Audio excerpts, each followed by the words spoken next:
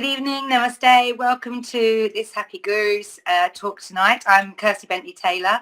I've been talking recently about the masculine and feminine energies that are within both of us, or within all of us, sorry, the two energies that are within all of us. And I was going to continue on with that theme tonight, but I'll be honest with you, this week has been crazy for me. There has been crazy stuff going on.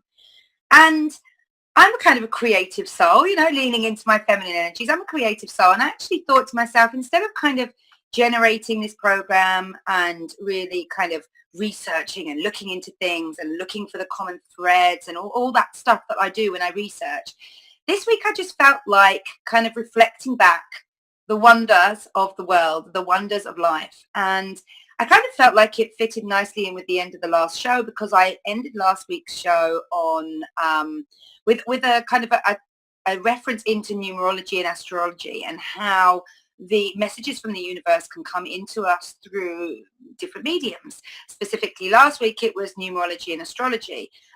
We were looking at how the new moon in Cancer was really empowering the divine feminine, how now is the time to really begin new things, start new voyages, whether that be in your career, in your relationships, whatever it is that you kind of want to express, or just through life, taking up something new, trying something new. And then this week has been, for me anyway, this kind of crazy drop-in and download time of opportunity and vision, and realization, recognition.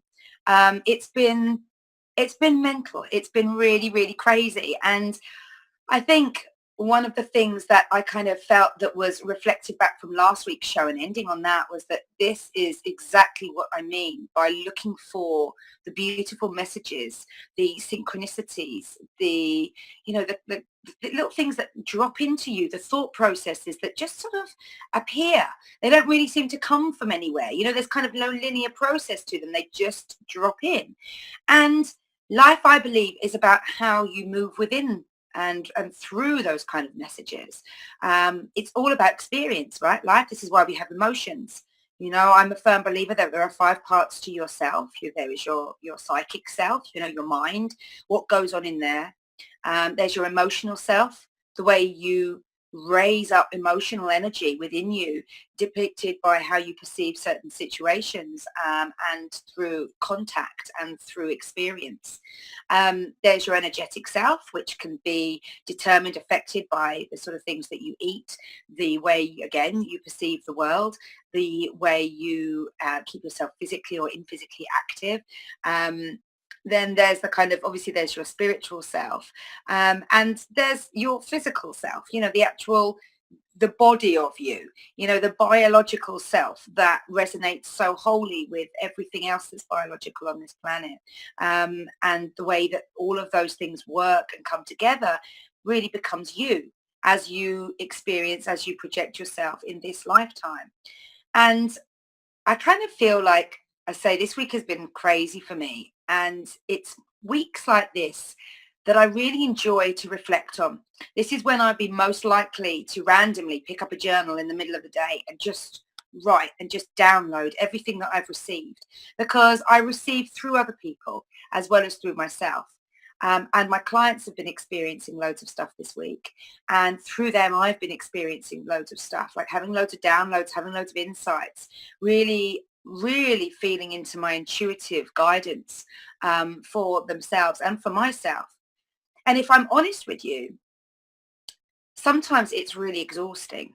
Sometimes having all this stuff happen to you and trying to kind of process it and make sense of it, first of all, quickly for my clients, so that I can begin to give them some kind of guidance, some kind of way of leaning into, or some kind of idea of how they can be perceiving the messages that they're getting and relating these things back to their lives.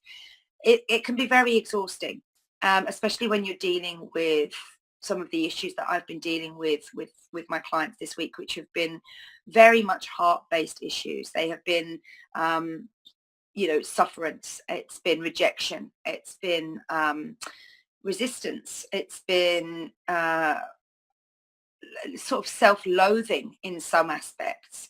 And that's quite heavy energy to be taking on and to be in the presence of even. what I found over this last week, since the new moon in Cancer last week, and since this kind of feminine energy shift is going on, is that my clients, who all happen to be women at the moment, which is another kind of thing that's reflected back to me that I am really enjoying. All my clients are women at the moment, and they are really feeling into release of some description. Now, I've been working with some of them for months and months and months, some of them for just recently, just like a few weeks.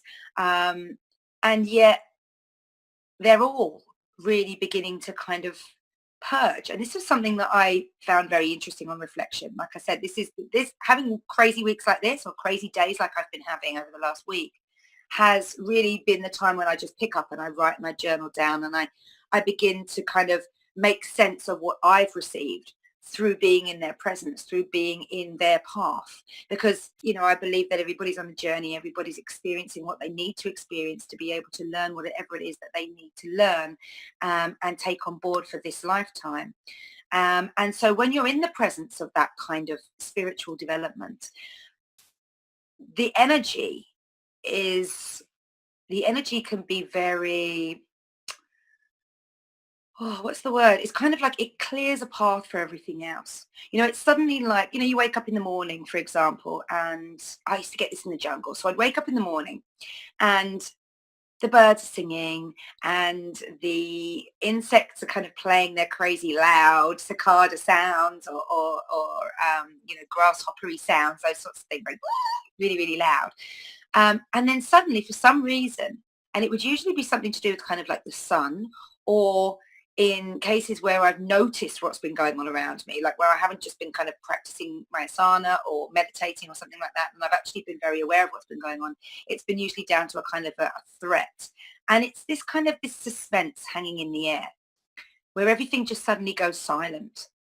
And you're there and life's ticking on, and you're in the middle of something, or you're kind of, you're thinking about what you're going to be doing next. You're on your path onto that next mission, or that next thing that you need to do.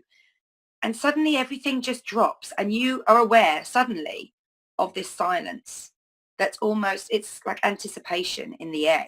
It's a waiting. It's a what will happen next. And I feel like I've had so many of those silences this week.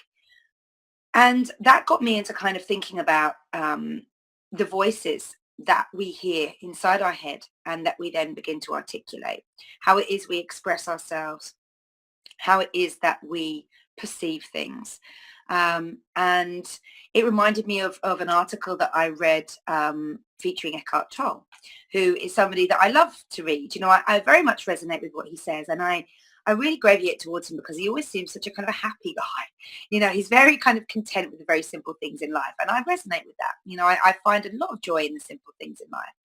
And I was reading an article a few months ago, and it's kind of just come back again into my awareness this week, about how when he is in the presence of nature and really just taking kind of time into nature, how he'll often just be and recognize that there are almost two types of awareness in that sense of being.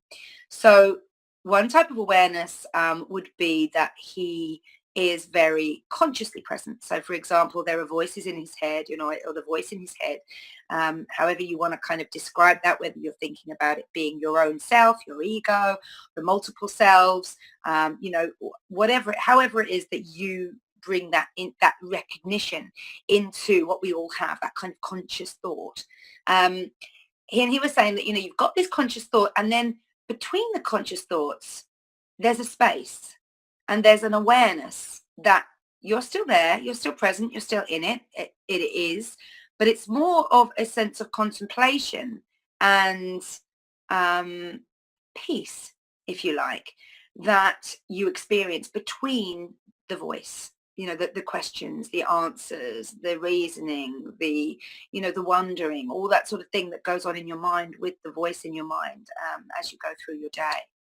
And that got me to really thinking, because I've been in that state a lot this week, just listening and being very, very aware and focused, and in a state of kind of contemplation, and then just receiving through that. And it's really taught me a lot. Like this week has been really a week of a lot of learning for me. And I feel like by doing the work that I do and by serving other people and by helping as much as I can, and I never profess to know anything other than the things that I know, if you know what I mean, like not too much knowing. But, I've studied a lot of work. I've studied a lot to do with yoga and philosophies of life through various different teachers. Um, I have a daily practice that anchors me into my belief system and into um, an open belief system. I like to think of it of as. So it doesn't anchor me into particularly one thought process, one mindset, so much as anchoring me into the openness that I need to be in this body and in this self to be able to receive.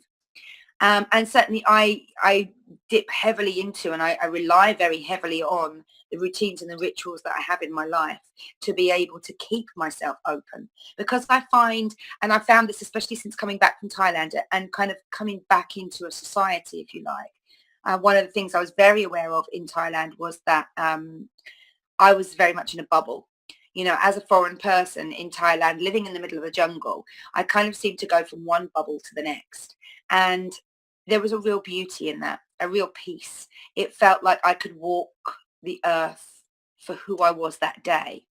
And since coming back into England and really rejoining society and having to find out loads of new things, like how people are now communicating, because 10 years ago when we went there, mobile phones were just kind of these little, at the very most you had a flip down thing. Do you remember them? At the very least you had that. There was no touch screens or anything, or not in my world. Maybe in, the high end kind of business world you had all those sorts of things, but not in my world. In my world it was still kind of like your Nokias and the little flip top Motorola and that sort of thing. Um, and so the very most that you would get would be a text. There wouldn't be all this kind of WhatsApping and sending voice messages, and there wasn't the access to the internet that we had on the phone. And that's the world that I left 10 years ago. And so moving into Krabi, which is a very provincial Thai town, and a wonderful Thai town, very Thai style. So very much a different world for me to be able to explore and lose myself in, rather than keep clinging to kind of the old ways of England. And that was why exactly we went there. We wanted to kind of let go of the way we were living in this country at that time. And so it was a real adventure. It seemed like a real adventure to begin with. And so when I've come back here and had to kind of relearn how people are communicating and adjust very much to how I naturally feel I communicate best, which is through speech and through writing and through, being able to speak to people face to face, engage energy. There's been so many challenges, challenges for me, challenges on how I represent myself through texting, for example. It took me ages to work out what people were talking about with all this abbreviated stuff, like ages. I just didn't get it. For me, LOL was lots of love. It wasn't laugh out loud. So I was kind of thinking, oh, everyone's sending me that. And actually, people would be kind of laughing at something I'd said or something like that. And it wasn't until, I think it was my sister that reflected back to me. She was like, it's not just lots of love, it's laugh out loud as well, Kirst. And you must laugh at yourself in these situations. It's funny to me how tech everybody has gotten. And I'm not a naturally tech person. I say to the producer of this show all the time, I'm like, oh, well, I roll my eyes at myself all the time because I'm just not naturally very capable in terms of tech stuff. It's not really the way I would choose ideally to talk to people and to communicate with people. But I'm very aware, even more so now, since over the last 2 years than I was before, about how important it is to be present in the collective consciousness that is the internet, and it is, whether you like the internet, whether you think it's a good or a bad thing. I think most people think that it ranges between being a good or a bad thing for us all. But anyway, however you look at it, it is something that it's very hard to live without these days. Like all my banking has to be done online. If there's one person as a teller in my local bank now, when I left, it was like a full 5-6 people show, all singing, all dancing. They could do everything there. You went in, you queued up, you spoke to them about whatever it was that you spoke to them, they would deal with it, you'd go home, job done. Now I have to either get online and log in various passwords, various different security checks coming up, texting codes to my mobile phone and all this sort of thing. And then, if I want to speak to anybody, then I have to get on the phone, really, because my banking hours have been narrowed down so much that they're just not viable within a working day. And so I have to get on the phone and I have to talk to somebody in another country who is apparently au fait with all my banking, rules and regulations and honestly knows more about it than I do. I'm always learning something. Whenever I phone up my bank, there's something new to learn. I think they do it just to confuse me. In all honesty, I pay and I pay out. And if I have to set up a direct debit, I'm a little bit begrudging. I'm very old school in that sense. But I do like to do things physically. I'm a very physical person in the sense that I like to embrace people. I like to be present with people. I love to be in my own physicality. I like to encourage people to be in theirs. I've learned a lot about my physicality and the way I perceive myself through my physicality. So I really value it and I understand how much it can teach me. So having come back into this kind of crazy world where everybody talks differently to one another and relates differently to one another, and you can have a whole friendship going on over WhatsApp or Facebook or Messenger or any one of the other social network tools, and then things like Instagram as well. I've talked before, I think, how I like Instagram for some things, but when it comes to yoga, I think it mostly is my beef. When it comes to yoga, I have this real love-hate relationship with it, because where I'm very inspired by some people and the poses that they can pull and the content that they put underneath their pictures specifically, Instagram or yoga on Instagram, and it won't be the only genre, but certainly this for me, specifically because I know through all my teaching and all my study and everything that I've learned and through all the gurus that I've studied with, that really letting go of the ego is paramount to being able to move into your spiritual self and move into being a more spiritual being than a more psychical being. Okay. So for me, Instagram, for example, as a social networking tool, I really have this love-hate relationship with it. It feels too driven by what you see. And it's true, a picture can tell 1,000 stories, but it's down to your interpretation of that picture as to how you read it. And I think for me, when you take something and you ask someone to interpret it, you open them up to a whole kind of reinstallation into their belief system. And I believe that beliefs should be challenged. I do. I believe that, and I actually enjoy having my belief system challenged, so that it gives me the opportunity to really align what it is that I have been learning. Unless you're challenged in life, you don't grow as easily. You will grow through experience and you will grow through wisdom and age that you get with that experience and stuff. But life, I don't believe, is ever supposed to be easy per se. I don't believe it's supposed to be a cruisy number that you kind of it's easy, you go through it, there's no problems, it's all happy days, and that's it. I don't know anybody who's ever lived a life like that. I don't think I've ever heard of anybody who's ever lived a life like that. I don't think I've read a book about anybody who's ever lived a life like that. For me, it's a part of being real, being human, and having this human experience to be challenged and to be broken on some level. And I have theories as to why that is, and that's probably another parallel another parallel show to this one. But certainly, it's something that I believe we all need to have. And so with ending the show last week, when we were talking about kind of numerology and astrology, and then having had the week I've had where I've really had to drop into my intuition, where I've noticed that the women in my life are really beginning to look at themselves and challenge themselves on so many different levels. Like, I have clients who are really having to look at the way that they have lived the last 50 years of their lives. Some that are looking at the last 20 years of their lives. and recognizing for themselves, this is how powerful the work can be, and recognizing for themselves that there is a lot shifting for them, and these shifts are all about letting go of things that uh, are really belief systems that no longer serve them, because they recognize that they were laid down for them by somebody else who had agendas, and who wanted something from them. As simply as your parents. They want you to behave well. They want you to be able to sit at a dinner table in a public place and not spit food out of your mouth and drop cutlery all over the floor and chomp with your mouth open so that everybody across the whole restaurant can hear, all those sorts of things. And when I kind of, this week, I suppose one of the things that's really become apparent to me is how strong that inner voice from all those experiences becomes, and really brought me back to where it all kind of begins, because all of my clients this week have been expressing belief systems and realigning belief systems that have come from them being a child.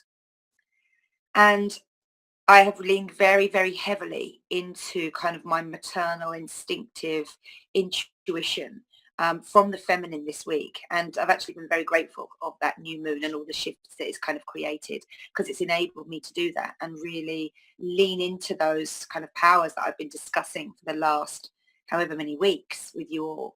And it's kind of enabled me to really see the benefit of the feminine energy, but also believe that a real shift is beginning to take place on, a real huge, great level, which has been very interesting for me and has challenged me as well. So I've got a question come through. Do you believe that you will never be given something by the universe that you are unable to handle? Or do you believe that certain people just do stupid things causing their hardships because they're just too stubborn to learn their lessons or willing to accept that this is no longer to be part of your life? So my belief around this is that to enable us to move from a psychical being, which I'm beginning to believe we are almost born into being through the choice of our parents, through the choice of our environment, through the choice of the life that we are born into. And the gurus that I've studied under have taught me, and the texts and the research and everything that I've done has really taught me that at some point, soul or spirit chooses this life. So there's a lot of talk, kind of within the spiritual community, about why that might be. You may be aware of this, that, that actually you choose to go through certain experiences to be able to learn certain lessons, to be able to feel certain things, and to be able to see the reflection of yourself within those experiences and within, if you like, the mirror of the way that you respond and you react, and to be able to recognize your soul self through all that, because it's not always going to be a clear reflection. Sometimes it's going to be a little bit murky. And I think what happens is when you're asked to look at yourself, and to deal with stuff that is really hard, it depends on how murky that water is, if you like, to begin with. It depends on how clear that reflection is to begin with as to how you initially handle it. And I think that I do believe that the universe gives you things that you can handle. I don't believe that the universe is, or the, the higher power, the higher consciousness, the one soul, if you like, I don't believe that that is out to get you. I don't believe it's out to trick you. I believe that it is, that these challenges are put forward in front of us so that we might grow, and so that we might learn the lessons that we need to learn through our physical selves, through the experience that we're having as human beings right here, right now, in this dimension, in this time in our lives, in this time on our world, because it's all relative to what it is that we need to experience and what we need to recognize in ourselves. And ultimately, I think it all always boils down to the one thing, that the way that we were created was from divine love, from an idea that we need to find out exactly what it is that we are, to be able to accept it wholly and to be able to love it wholly. because that there is divine love.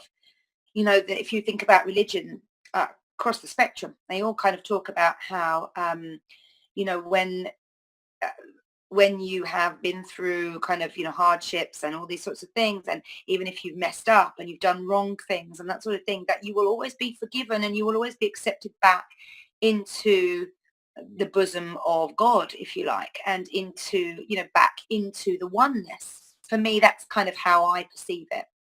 Um, do you believe that certain people just do stupid things caused by their hardships? I believe that stupid things caused by their hardships can often be just something as simple as ignorance. You know, we're not, all of us are fortunate enough to have an education that brings us up to a certain level of intelligence. Some people have very, very different upbringings to others. And what one person might perceive as being stupid from the other person, you know, that something, the way that they've handled something was particularly stupid or ignorant or naive or something like that, is your perception of how they're reacting based on your experience. It's not them within their world, within, you know, perceiving for themselves what's happening to them. And understanding that everybody is going through their own journey and that you can't judge because you can't be judged. Nobody else goes through every second of life the way you will go through every second of your life. You know, you're the only person that spends all the time up here and in here, you know, and between these kind of two things and the influences that the other things have on you, you know, like the energy that you have through health or ill health, um, the the way that, you know, you surround yourself with certain relationships and how important those relationships become to you as a person in terms of what it is that you need to sort of feed off of them, or whether or not that you stand tall in a relationship and you maintain your own self relationship, your relationship with self primarily above and beyond everything else. That was going to very much depend on you and the experience that you brought yourself into as a soul, as a spirit. You've brought yourself into the experience that you're having. No, you were never meant to be perfect. You were never meant to be able to just go, yeah, you know, that's it. That's right. That's the way I'm going. And that, you know, that's it. We're all feeling our way to a certain extent. And it's only with the idea, you know, and the experience that you have from the wisdom that you gain through these experiences and the way you feel through things, the emotions, the way you perceive things, the way you make logical everything that's happened to you. Um, and then you build a belief system around that, you see. And so it's through that belief system, which can be different. It doesn't matter whether you live with somebody your entire life. You might be Siamese twins and you live together your entire life and you get a job in the same place and you work at the same desk and you're still looking at things that the other isn't looking at. You're perceiving things that the other isn't looking at. You're receiving downloads. As individual souls, you're receiving downloads that are independent of that other person. So it doesn't matter whether you look the same, whether you act the same, whether you spend every moment of every waking day with another person. They will always, always see things differently to the way that you do. And so who's to say whether the response that they make to a certain situation is stupid or ignorant or naive? You know, who can really say that? We've all done stupid, naive, ignorant things in our lives. That's part of the experience. And we might have been very young when we felt like the majority of that sort of stuff happened. You know, maybe we feel like actually I've got to the point now where a lot of my decisions are quite, um, you know, I'm very responsive rather than just reactive to things. You know, I actually take a moment, I think about it, and I'll move forward in a direction that I think will benefit everybody in this situation, or will take me into a place of safety or security, or will endeavor to show those people who I really am, and endeavor to express love on a very pure and simple level. Um, I think that sometimes the hardships that you may perceive other people bring on themselves are actually also a response to the way that uh, the way that they have lived and the way that they're changing to live. I believe that distraction is a disease of our time, and that ignorant, naive, and unintelligent, shall we say, decisions can be made because you haven't put any real thought into what it is that you need to resolve. Um, I mean, I can't tell you how many people I see so distracted by that from their lives, at the moment. And again, this has been something that I've really recognised coming back from Thailand, and I've spoken before about it. Uh, There are so many people. Like a guy's. I'm reversing out of my drive today, and I nearly ran over a guy who's walking down the road with his face, literally head like that, with his phone, and he's just looking and he's tapping and he's texting or whatever he was doing. Maybe he was, reading something or putting something to a search engine. I don't know, whatever he was doing. Fact of the matter was, he wasn't present in the moment. Now, my car has to go up a hill that's like that to get out of my driveway. So there's no way that, he didn't have earplugs in or anything like that. He was just 100% distracted from what was going on around him, because I'm kind of revving to go slowly up the driveway, aware that people are walking past and that, I can't necessarily see them as quickly as they can perhaps see me. So I need to be very aware. I always have my windows open when I reverse, even if it's freezing cold, just so that I can hear, any kind of traffic coming and stuff like that. And my driveway backs out onto quite a busy road. It's a B road in England, which is, it's subject to buses and to lorries and to a lot of work traffic, people getting themselves to and from work, to school, all that sort of thing. It's a busy road. There are cyclists, a lot of cyclists. We have a lot of pedestrians. And like I say, this guy today, I'm kind of revving and I'm going back slowly and I'm, really gauging the clutch. And he had no idea. And yet when I sort of stopped and jolted, because he was literally behind me and I've got one of those little beep, beep, beep things on the back of my car, the look that he gave me that I caught in the rear view mirror was 100% in his mind. The whole situation was my fault, and yet I felt like stopping and kind of getting out and saying, do you know what? Like, that look was totally undeserved. I just want to reflect back to you that you're not present in what's going on right here and right now in your life. You're not present. You're in somewhere else. You've been distracted by something else, whatever it is. And I don't doubt it wasn't important. I don't doubt that it wasn't something that he felt he wanted to do then and there. And he felt this kind of need to get it done now. But that's another thing about all this kind of distraction, technology and mobile phones and i things, iPads and all that sort of thing, is there's always a reason to get on them, isn't there? There's always a reason to have one in your hand or in your back pocket or near you. So what reason are you going to give yourself to bring the balance back in and not have it? So we're going, my family and I are going on a holiday for a month in August. We're traveling around Europe, driving around in our camper van through France and Spain and Portugal. I'm very excited, not least because I have called a detox from technology. And for the first time in a long time, my kids especially, I mean, my husband is still very much in denial, but my kids are actually, okay, Mum, yeah, that's cool. We've already started planning all the things that we're going to be doing, all the things that they feel like they miss out on, but they're not quite sure why. One of my youngest daughter said to me, she wants to paint some rocks and stuff like that. She wants to do some creative art. My middle child, my daughter, is so obsessed with the Greatest Showman soundtrack. She wants to practice the songs. She wants to do the dances. She wants to do all that sort of thing. She wants to do that with us together. So we're going to download the Greatest Showman and copy that onto a CD or something so that we can listen to that. But it feels really, really, really good and very empowering to know that they're behind me on this. Now, I'm not saying that we're not going to touch base with things on the way. I will still use my phone for taking photos and stuff like that. But I am going to be very conscious of going on a tech detox for good parts of the day. They've all kind of said to me, is it all right if we have a little bit of screen time in time out or in downtime? And I've said, absolutely, yeah. But I don't want this tech to be their go-to. I want them to learn how to cope with boredom, for example.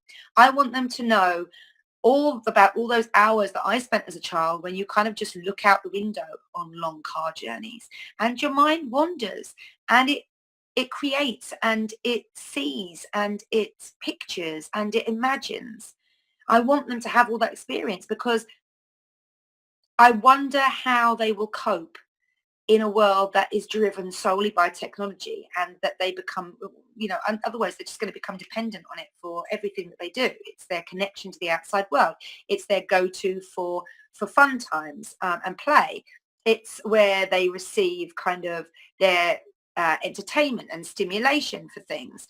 Even in schools now, like their English lesson. My son's got last day at school tomorrow. So I said to him, what classes have you got? He's like, we've got English, so we're going to be watching a movie, and then we've got drama, so we're just going to be playing games, and I'm kind of like, what, English, and you're just going to be watching a movie? Like, why? Oh, because we've been studying this book, and Miss said that, because it was our last day, we could just watch the movie. But I think it's a bit pointless, really, Mum, because the class is for an hour, and the movie's going to be lasting at least an hour and a half, And so I'm very aware that there's always something interjected into these spaces, like Eckhart Tolle was talking about, where really you find the peace and you find the beauty, and you can contemplate and wonder and imagine. And effectively, through all those sorts of things, you create. You create your reality. You create how you perceive the world. I remember as a child, going down, it took us about 4 hours to get to my nana's house in the north of England, and driving and driving and driving along miles and miles of roads. It seemed like to me, and occasionally they would be dozing off. And this is where I remember now that I, began to meditate, and I became very, very aware of my third eye and the pictures that you can kind of see in front of them. And I used to get little fat man and tall thin man, little fat man and tall thin man, and they used to kind of just gradate between one another, and it fascinated me for as long as as long as I could keep my attention on there, I would, because it would fascinate me how little fat man and tall thin man would just kind of keep pulsating almost between my vision, and they were really clear figures. Like, these aren't kind of just abstract, smoky, wispy type things. These were clear figures. Little fat man had a big gut. He was little, he was short. He had no actual features other than what his silhouette was. There was no clothes, there was nothing like that. But he was kind of like short, fat, didn't look like he had much hair, or maybe if he did, he just had it around the edges there. And tall, thin man was very tall, very long, and sort of stooping over. And I still to this day wonder about little fat man and tall, thin man. I still wonder what it was that, why little fat man, tall, thin man? Why? I'm hoping that one day I'll kind of get a bit of a download, a little bit of clarity on that one as well. But it's interesting. But you see, I had the time, I had the space within the thoughts to be able to explore, and to be able to tune out, and to be able to cope and let go and imagine and create for myself. And that's kind of, I think, one of the things that I'm really conscious of for my kids. I really want them to have that ability to be able to learn initially through just life, I suppose, about kind of being able to let go in the space that you get, in the time that you get. I don't often, well, get on the train and go into London or something like that. And everybody is on a tool of distraction. Very few people even looking out the window. People may be talking to one another, which is lovely. The rest of the people would be on their phone or their iPad or reading a book or something like that. And it's not that I begrudge that what they're doing so much. It's just that I'd like to see more people hanging around, if you like, in that space. I think that when you hang around in that space, you can begin to contemplate not just the space between the voices, if you like, the thoughts, but you find a peace, and it just begins to drop the crazy monkey mind out. And I think that's really important. We're dealing with a lot of depression in our world at the moment. There's a lot of mental health issues going on all the time. Just actually, one of the crazy things that happened to me today was my daughter. So my middle child, Marley, we have a lot of conversations with her. She's quite a sensitive girl, and she can be quite carefree and flippant with life, and she can be very very intense and intense, literally intense. That's actually exactly what she can be like. So on one side of her, she's kind of this free bird-like creature who is in her physicality very light, very airy, almost fairy-like. Her bone structure is lighter than anybody else in the family. She's kind of she dances around. She has this lightness about her. She has this real pure innocence about her. And it makes especially kind of like teachers in her school and other people in her class really gravitate towards her because eh, there's this a purity in her that it shines through. However, the other side of her is intense, literally. When she was a baby, she used to do this thing we used to call planking, where from the very, I mean, you could feel this in her aura, from the very top of her head, and it started here. No word of a lie, you could feel the tenseness in like above and beyond, right in her crown chakra, right towards the tip of her toes, which would be pointed and angry and frustrated and yeah, this was what we call planking because her whole body would go absolutely rigid. And she would stay like this for probably about half an hour while she cried and cried and cried. And I was really the only person who would deal with her. My husband was very, I just honestly, I think he just didn't know what to do. I think he felt so out of his depth with it all that he was kind of just like, you're the mum, and as much as I felt out of my depth with it all, my son, my first child, very, very different character, quite an old soul, very mellow, very logical, very diplomatic, um, very loving, very good natured. And when Marley came and was given to me, I felt like an immediate recognition on her part was that she wasn't she wasn't happy about where she was, and this expressed for me in the planking, and it would often be literally her having to just give up. I believe out of exhaustion. Her willpower is strong. I believe that she would just give up out of exhaustion after a while because it was still me holding her. It was still me dealing with it. Nobody else would touch her. My friends, they would hold her and then just be like, oh curse, I can't, like, look at her. It was one of those responses. There's nothing I can do. It's a bit like when you're holding a hot potato or something, and you're desperately just chucking it between hand to hand because there's nothing you can do until it gets cooler. There's no way of controlling it, and it might drop, and you're more concerned with not having it than you are with having it. And that was very much the response to this kind of planking that everybody had around my daughter. And it was a very, very intense time, and she has carried that through, and she gets sort of stroppy, things aren't going her own way, and she feels everything is unfair. She's very, very, very clear in her mind and what's fair and what isn't fair. And yeah, it's very much black and white for her. And she still has that intensity in her, and she still has that kind of crazy kind of planking almost, that everything goes rigid and you can't touch her, you can't talk to her, and actually the only person who can now is me. My husband gets still frustrated with her, and it ends up going into an argument where he gets really upset and angry that he's gone to that place, and she goes into almost a place of such despair and upset and grief, through not being understood and not having anyone kind of do what it is that she wants them to do. And so generally speaking, it becomes about me then going up there and just sitting and just waiting and just being and, telling her that she's loved and telling her that, I'm here for her whenever. And, but also holding my boundaries as well, because I don't want her to believe that the way that she's behaving will enable her in any way, because it clearly doesn't. The response to everybody else that she's ever kind of been in the presence of when he's done this is just that they just don't want anything to do with her. And so for me, this is not an enabling way of behaving. And so, yeah, and end up, her coming around to me and us having a big cuddle, and that moves it all on. And I'll kind of bring her back down to earth, if you like, and allow her to kind of be loved and be held and be nurtured, before we kind of move on to the next thing, usually going back to like the dinner table, or, back into a situation where she needs to apologize or something like that. I think that she still needs to learn a lot of lessons in her life. I think this is interesting from this question. That is, people are just too stubborn to learn the lessons or willing to accept that this is no longer to be a part of your life. I think people hold on to behavioral patterns that they believe should have served them.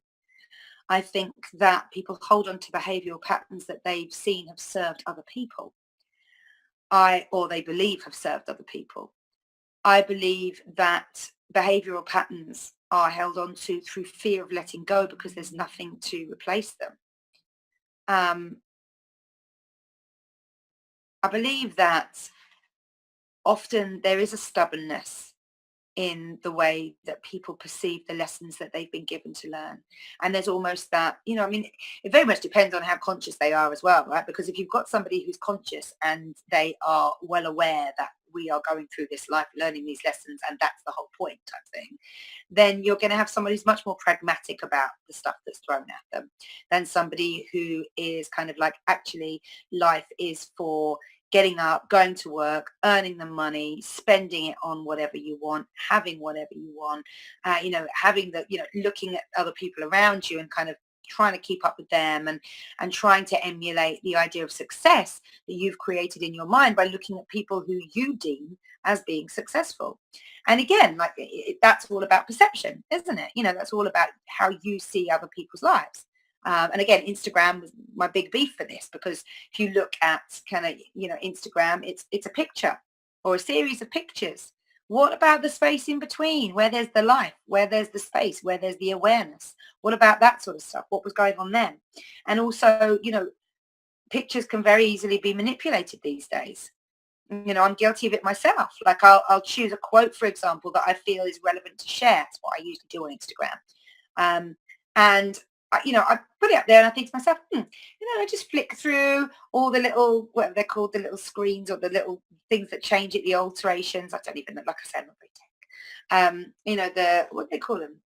I can't remember. Anyway, and I'll flick through them and I think, oh, that looks nice, X Pro or what's another one? Amara or something like that, depending on the quote that I put up, it'll have a background color, it'll have a font and text and that sort of thing. So, if it has a little kind of V-nay or whatever they call it, the little bit when it's a circular, it's brighter in the middle, like a flash has gone off something, and it's a little bit darker around the side, then, that I might use that just to kind of highlight the point that I felt was, the strongest in the poem or a quote, something that I'm sharing. And yeah, I'll do that for sure. But when you're going through and you are photoshopping and editing and smoothing out and removing and, filling in gaps and lines and all that sort of thing, then suddenly you've turned what was a sharing of your reality into promotion, marketing, effectively a lie in order to gain some sort of reaction that will benefit you.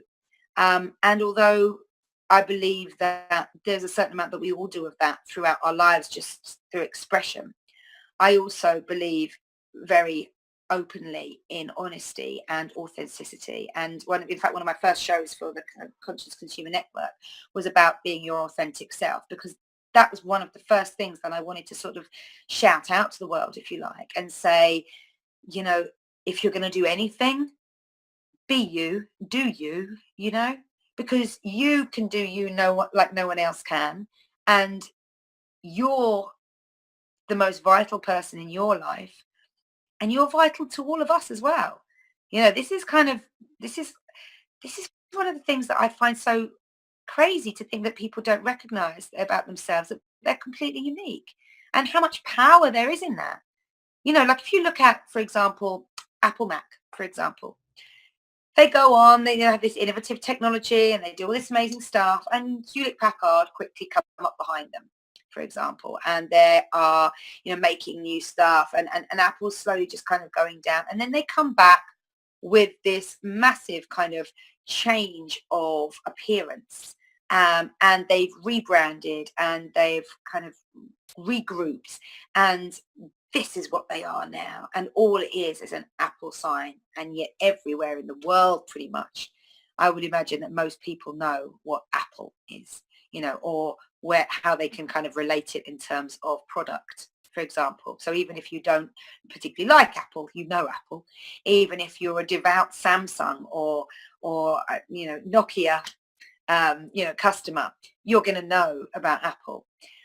You can't really go through the workplace these days without knowing about Apple. You can't put on the television without knowing about Apple. It's that idea of kind of this this self being projected above everything else. Apple is synonymous with it, with ease, not more than anything. Most of the people that I know, because I kind of go with this love-hate thing with Apple. Like I say, I'm not a very technological person. However, Apple make it so simple for me that it's actually easy. And that's why I like Apple. And yet then I get into this whole, yeah, but I don't like the fact that you can't integrate different systems. You know, not all of their products are good. You know, what annoys me most more than anything, because it just doesn't align with my belief of reuse, recycle, and let's clean up this world and let's help each other to do this and that sort of thing, is the fact that pretty much all of the technology that I've had for Apple has died within about a year and a half. You know, these things are worth hundreds and hundreds of pounds, you know, thousands in some cases.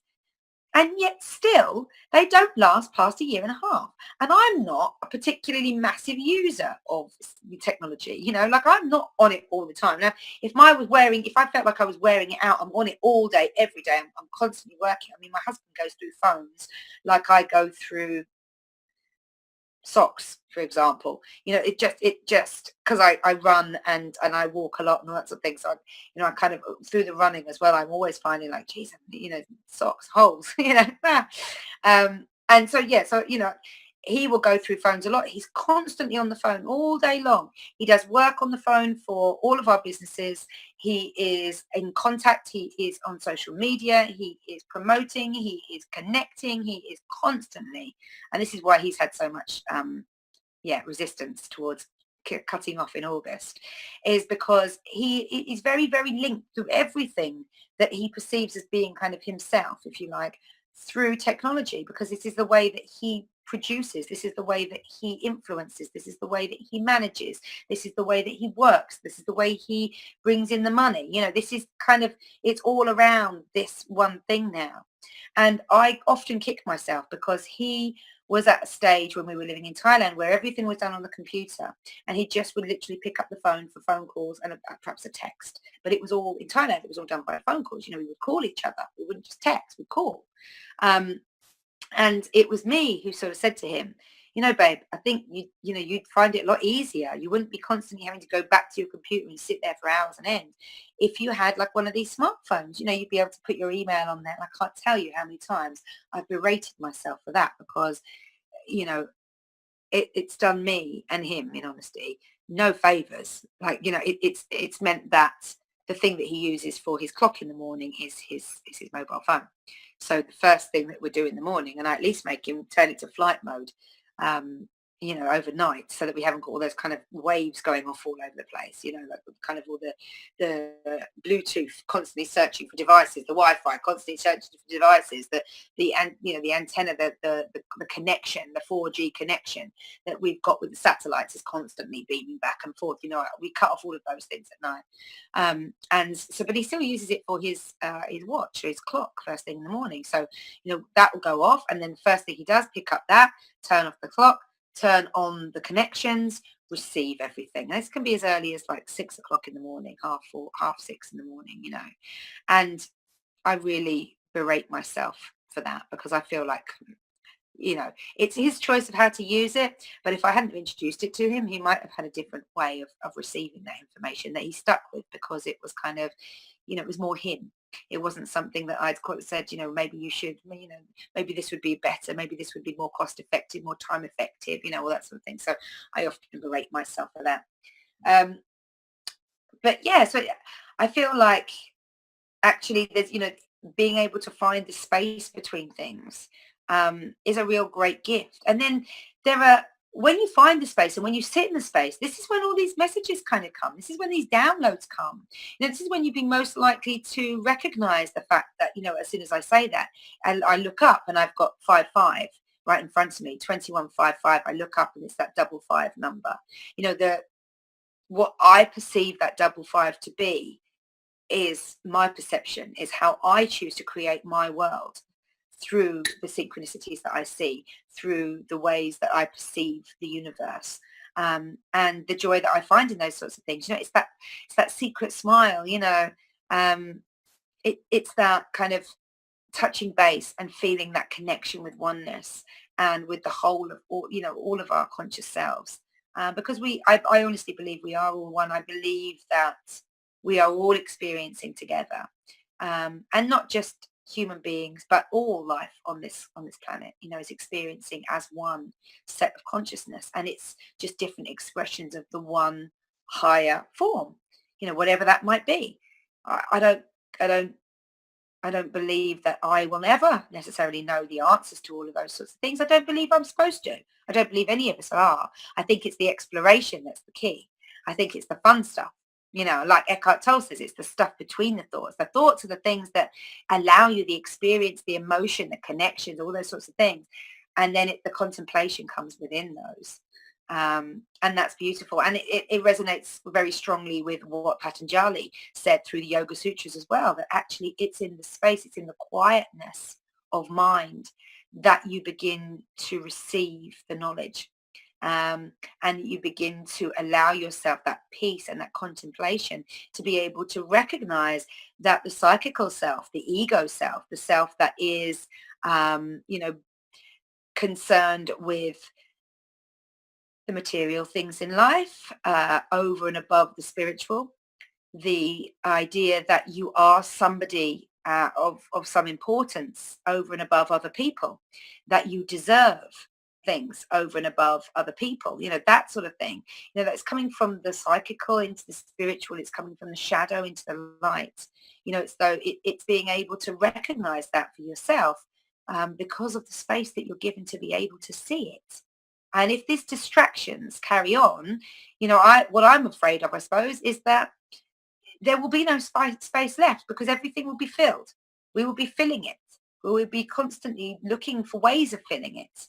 And we won't be able to kind of just really let go and enjoy that spatial awareness, and that consciousness that resides in the space as much as it resides in the processing of things and the looking for reasons and kind of all the other things that go through our minds during the day, and at night time, whilst we're alive, whilst we're living this life and transmuting this whole system. So that's kind of, I think, how I would answer that question.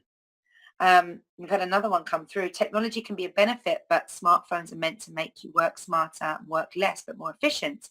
Get your husband to bring it down to checking only a few times a day. His clients will understand. After all, he is working for them, and I'm sure they'd rather have him work than waste time on the phone. Absolutely. Virtual high five. Absolutely. But you probably know as well as I do that to ask someone to believe in your perception is asking someone to almost live through your eyes.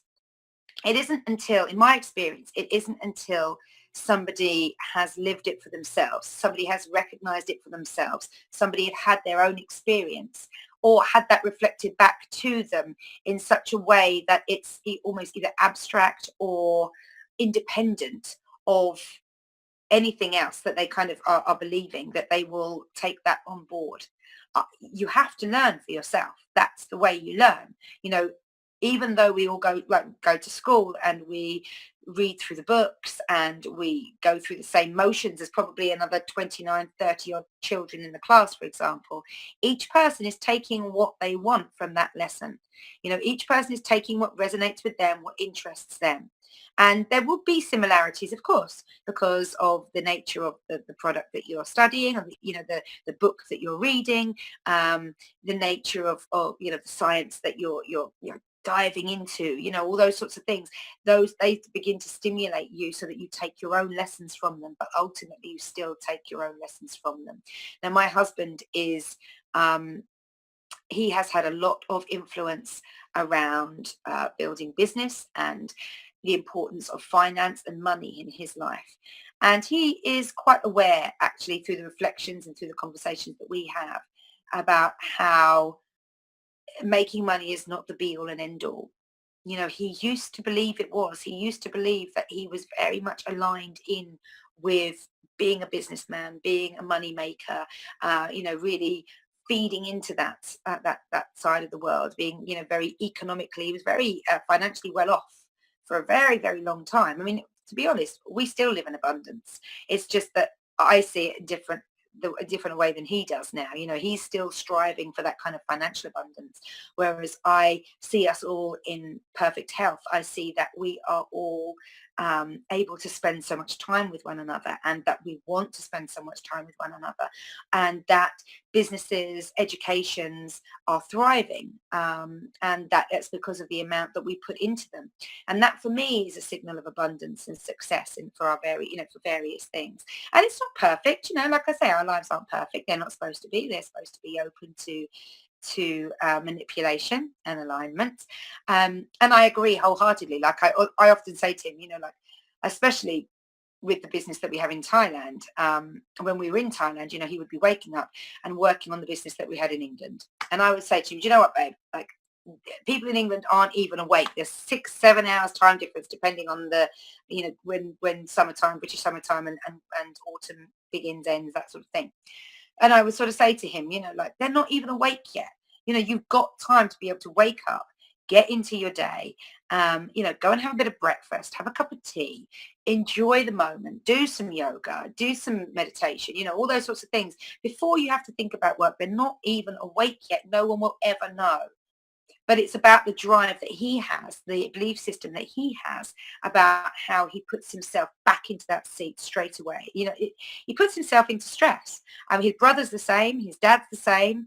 I think they have, I certainly think that their father has kind of instilled, if you like, this work ethic in them. He, that through the lifestyle that they led growing up, they were very much invited to have a very high quality of life financially. And they reaped a lot of rewards from that they can recognize, and they want to provide that for their families.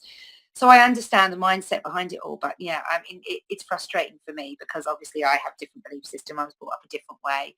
I got up in the morning, and I get up now and I come down and I meditate and I check in with me, and then I'll get on with applying my oils. I use essential oils every day to be able to stimulate and control and influence my emotional self and my physical self.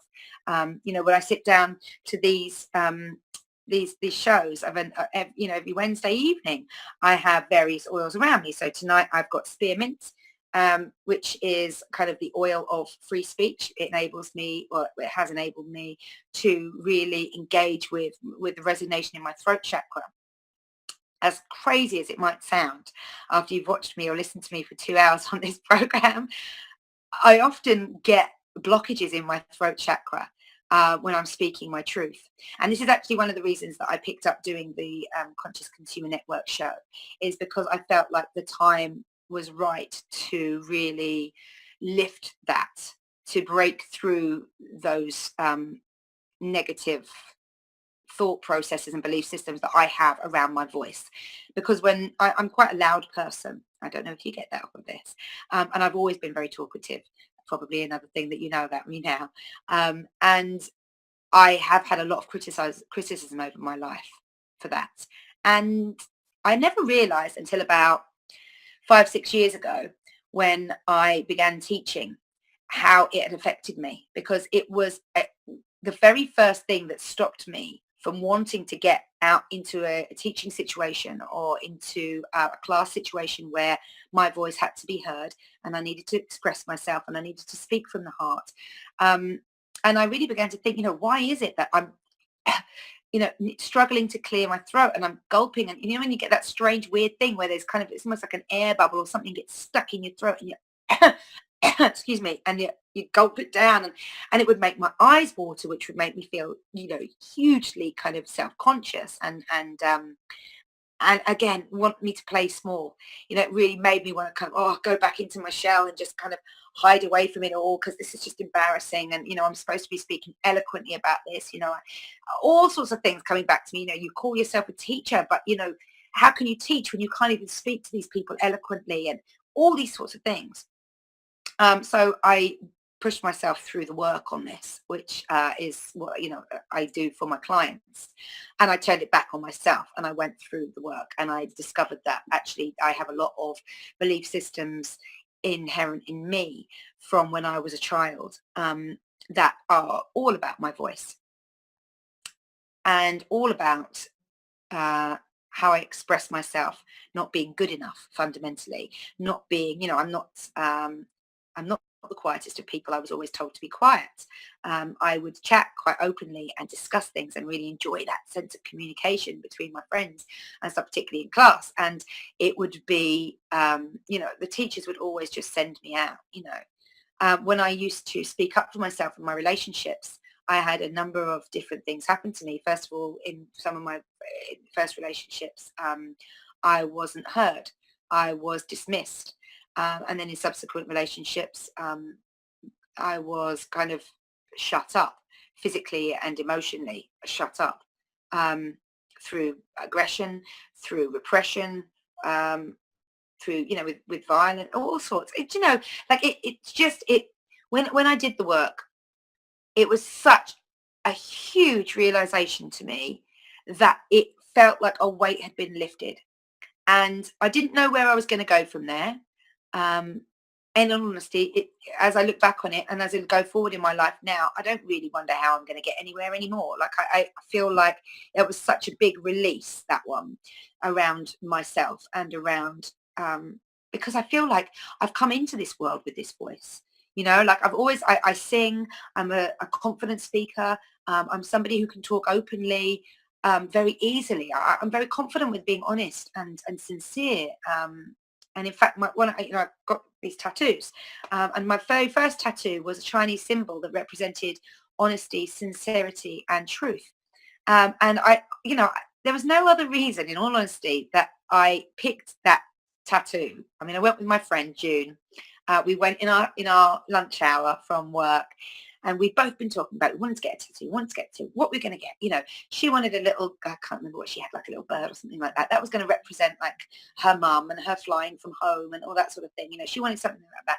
And I just couldn't really find anything that really represented me, like in terms of, animal life at that time, what I was going through, where I was, and just couldn't really, nothing really resonated. So I sort of said to her, do you know what, babe, I'm just going to go with you.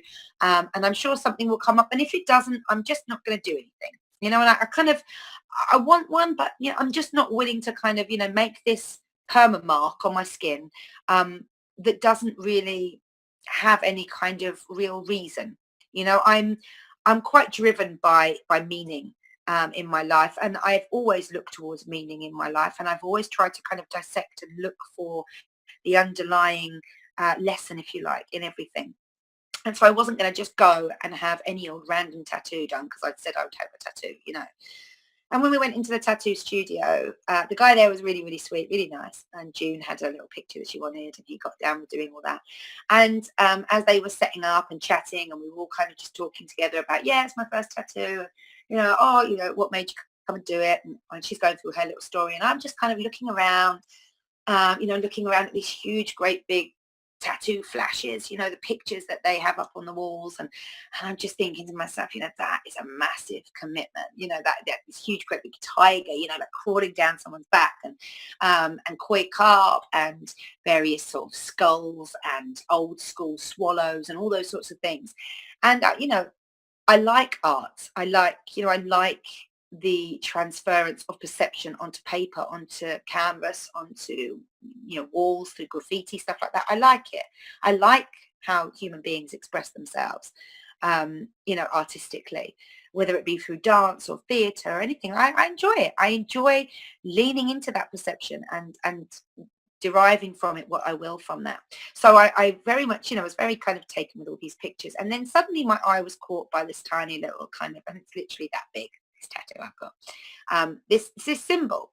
And it kind of looks like a little sort of house. And it reminded me as all at once of a Chinese house and a beehive all at once. So it kind of like, because I'm all dressed and it's right down on my lower back on the left-hand side. And I had it on the left-hand side because I recognized back then that the kind of the left side was like your heart side. And this little picture is kind of, it goes kind of like that. And then it's got two lines come down. It's got a sort of curvy bit underneath that and a little line in between. And it represents truth, honesty, and sincerity. And I didn't know that. I just gravitated towards this picture. And it was on a big panel of little Chinese symbols for depicting different sort of things. And I sort of said to him, what's this one all about? I like this one. I like the shape of it. I liked the movement in it. I liked what it represented to me. Like I say, at once a kind of a Chinese house, a home, if you like, and a little beehive, like one of these kind of little beehives that we've created for the bees so that we can farm honey. And I like that whole sort of shape. So I said to him, what does this represent? He said, there's a book down there, love. If you just have a look through the book and find the symbol, and it goes into greater detail about what it means and all that sort of thing. He carried on with June getting it all ready. And so I went over to this book and Julie flicked through what felt like thousands of pages until I recognized this symbol. And right next to this symbol, and there were a few on the page, but right next to this symbol, it said truth, honesty, and sincere. And I was like, and I said to him, well, there's 3 meanings down here. Which is it? And he said, no, that's the way that the Chinese are. They use symbols in their writing is sort of more symbolic than ours is kind of written like Roman numerals or Roman numeric Roman written.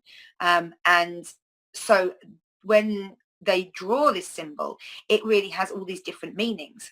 And I've learned so much more about all these meanings from Asia and stuff since living there and really going into kind of like old Chinese culture. And so for them, truth, honesty, sincerity are really one word. We have these 3 different words, but this is one concept for them.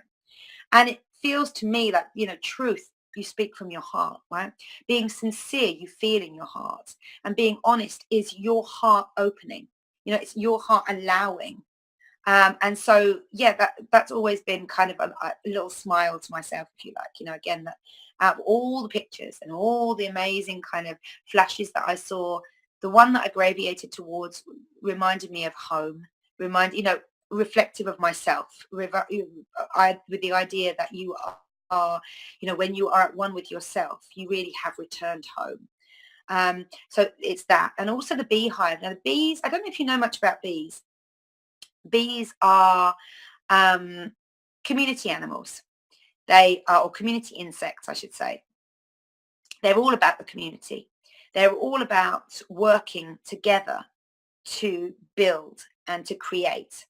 And they have one of the most beautiful structures like in the whole of nature that they do create. The hexagonal shape of the beehive it has the smallest gaps between each one of the hexagonal kind of little tubes that they create to fill with honey and to as they build the comb, if you like, than any other creature in nature. Like, that's amazing, isn't it? Like, I am absolutely in love with nature. And one of the things that kind of really struck me about bees and what I know about bees is that they are this super community animal, and they really all work together for the greater good of them all. And I love that.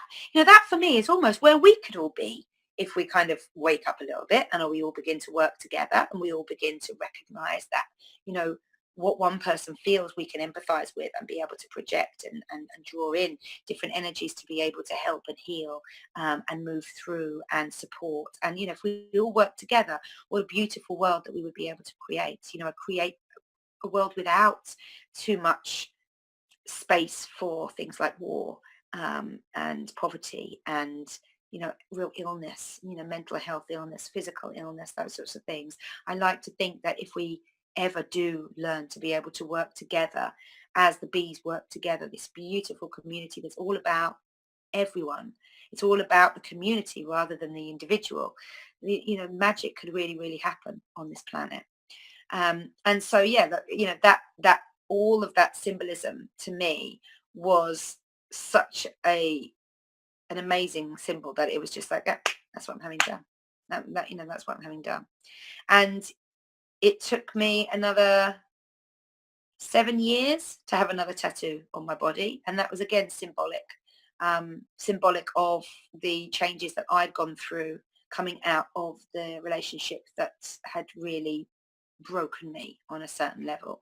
And that's what all of my tattoos are symbolic for, something like that. So that's kind of, I played on through with that theme. And it reminds me of where I've been. That's why I like them. And the fact that the majority of them on the back of my body is symbolic to me as well. It's that kind of yin and the yang, the 2 sides to everything, right? The front part of me, that part that you would initially see, for example, doesn't look like it's got any tattoos on it at all. If I sort of stand here, in fact, I've just changed that with having the mark for my 10-year wedding anniversary. But beforehand, if I sort of stood just looking forward at you, you would never know that I had tattoos all down my back, all down the back of my arms, onto my hips.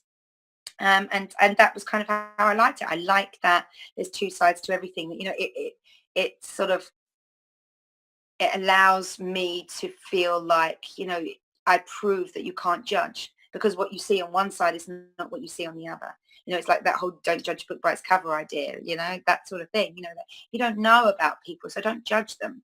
Don't project your belief systems onto other people, because, we all live in different lives.